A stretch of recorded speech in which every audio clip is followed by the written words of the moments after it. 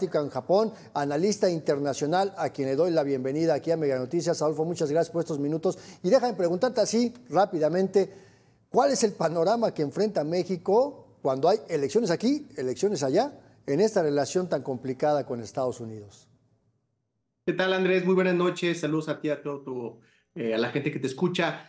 Complicado el panorama. Recordemos que cada elección en Estados Unidos, el tema migratorio surge de la nada o, en este caso, es un caso recurrente. ¿Por qué lo digo? Porque vemos que hay una crisis migratoria, hay una saturación de los puntos por donde pasa la gente regularmente. Hay una gran cantidad de migrantes de otras partes del mundo, incluidos los chinos que están de moda, y por supuesto las capacidades del gobierno mexicano y del gobierno de los Estados Unidos están rebasadas. Si a esto le aunamos el tema del nativismo, del discurso político antimigrante de los republicanos y en este caso de algunos demócratas, pues esto hace que el tema migratorio pues sea un botín político que de alguna manera servirá para poder presionar a cualquiera de los dos gobiernos. En este caso, como tú bien lo comentas, hay un cambio de gobierno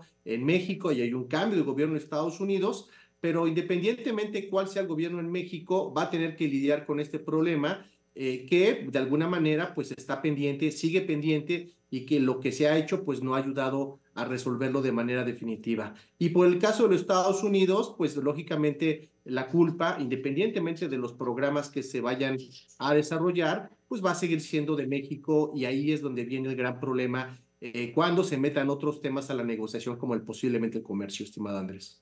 Así es, y esta parte que bien separas, ¿no? Porque en Estados Unidos, inclusive desde las elecciones primarias, tanto de los demócratas como republicanos, ya el tema migratorio estaba en el debate. Lo discutían y decían, y vamos a ir cerrando la frontera, y parece que se va recrudeciendo y endureciendo la propuesta en aras de ganar precisamente la elección de noviembre, ya sea la reelección de Joe Biden o la nueva elección del presidente Trump. Pero en el lado mexicano, mi querido Adolfo, ni Claudia Sheinbaum, ni Xóchitl Gálvez, ni Álvarez Maínez han hecho propuestas reales de cómo va a ser la relación. Por encimita dicen, no nos vamos a someter a los designios de Estados Unidos, pero en realidad no hay una propuesta de política pública y menos de propuesta diplomática. Se ha mencionó la doctora Sheinbaum que iba a haber una reforma de lo que se conoce como la COMAR, la Comisión Mexicana de Ayuda a Refugiados. También se mencionó, fue lo único que yo escuché, una reforma a migración, pero bueno, como tú bien comentas, para eso se necesitan recursos, una planeación de muy largo alcance y considerar, por supuesto, los elementos que están alrededor del fenómeno migratorio. No solamente es que la gente quiera migrar porque quiera migrar, sino que también hay todo un problema de migración nacional de muchos mexicanos. Hace algunos años llegamos al punto cero, donde se iban 500,000 personas y regresaban 500,000 personas, muchas de ellas deportadas, pero hoy en día esa cifra ya se rebasó. Nuevamente hay muchos mexicanos que salen del país por diversas razones, buscando, pues por un lado, evitar estas políticas restrictivas. Por otro lado, también hay una cultura de la migración, hay que decirlo, y si eso le ponemos el tercer punto, que hay una migración continental y global, donde mucha gente quiere llegar a los Estados Unidos, pues esos elementos tienen que ver con la falta de planeación, porque hay temas que no están a nuestro alcance. Uno puede generar políticas restrictivas al interior de México, pero ¿cómo vas a sellar la frontera sur si es una frontera porosa? O bien, ¿cómo le vas a hacer para poder establecer pues una estrategia para eliminar que el crimen organizado sea el que esté instrumentando esas redes de migración que llegan a Estados Unidos? Entonces, es muy complejo, es multidisciplinario el problema, y yo pienso, como tú bien lo comentas, que se necesita una estrategia que vaya más allá de las declaraciones y se establezcan elementos muy concretos. Ya tenemos a la Comar, tuvimos problemas muy serios en la década de los 80 con refugiados guatemaltecos, ya conocemos la experiencia, tenemos personal capacitado, se necesita dinero y por supuesto la cooperación internacional para atender este problema que rebasa las fronteras de México. Y una Comar rebasadísima porque tenemos a miles de migrantes que están acampando alrededor precisamente de la Comar, ahí en la Colonia Juárez, aquí en el centro de la Ciudad de México.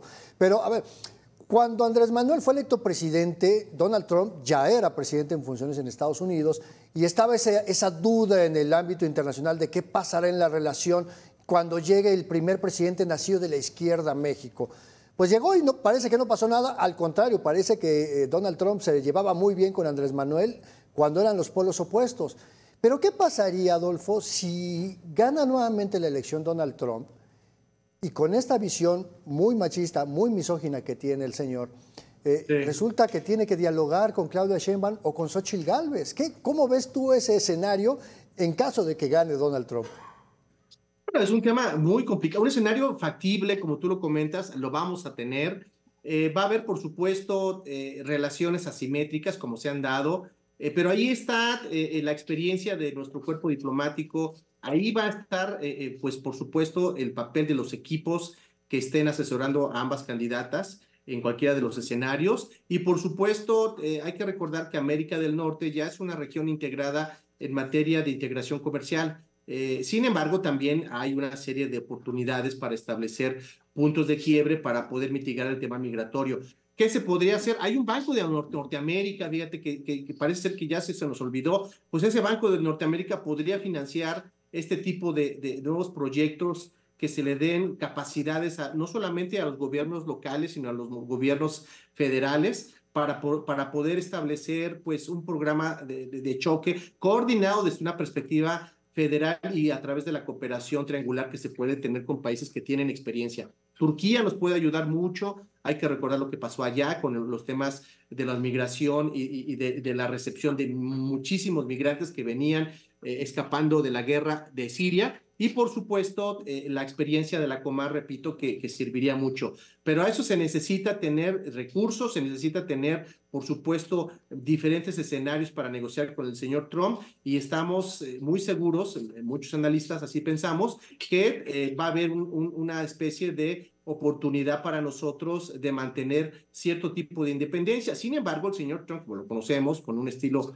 muy duro de negociar, va a querer establecer pautas para poder presionar a México y canjear un favor por otro. En este caso, no olvidemos que tenemos un acuerdo de un tratado de libre comercio que puede ser castigado en pro de la seguridad y los controles migratorios que seguramente van a establecer los gringos como parte de su estrategia en la relación con México. Sin duda el tema comercial también está y el tema de la seguridad. Ahora, se vislumbra que puede ser, por un lado, Ildefonso Guajardo, probable canciller, por el otro lado, Juan Ramón de la Fuente, ambas muy buenas cartas, como las quieras ver. Y para ir cerrando así, en un minuto, ¿ves muchas posibilidades para que cualquiera de estos dos personajes llegue a la Cancillería?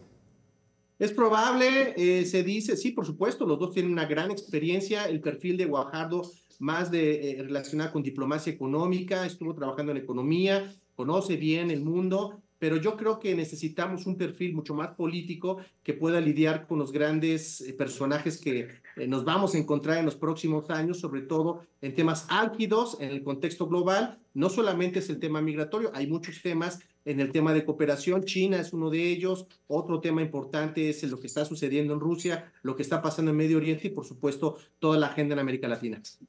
Adolfo Laborde, exministro y diplomático en Japón, analista internacional, te agradezco muchísimo estos minutos para Mega Noticias y por ayudarnos a entender mejor esta terrible relación que tenemos con el vecino de arriba. Hasta luego, muy buenas noches.